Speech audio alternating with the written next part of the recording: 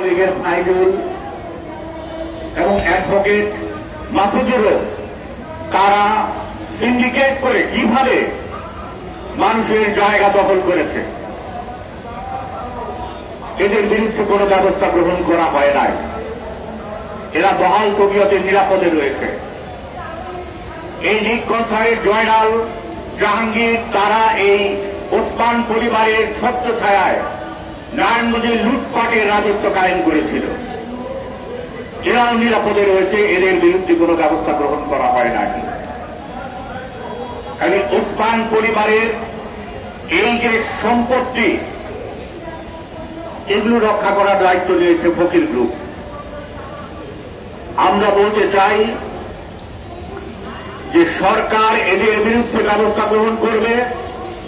ওসমান পরিবারের লুটপাটের বিভিন্ন বিরুদ্ধে জাতীয় দৈনিকে প্রকাশিত হচ্ছে, কিন্তু এদের বিরুদ্ধে বাস্তব ব্যবস্থা গ্রহণ করবে বলে আমরা আশা করি। আমরা ত্বকী সহ এই ওসমান পরিবার দ্বারা সংগঠিত সকল হত্যাকাণ্ডের আশিক, চঞ্চল, বলু, মিঠু সহ সকল হত্যার বিচার চাই। আমরা তনু, সাগর হত্যার বিচার চাই।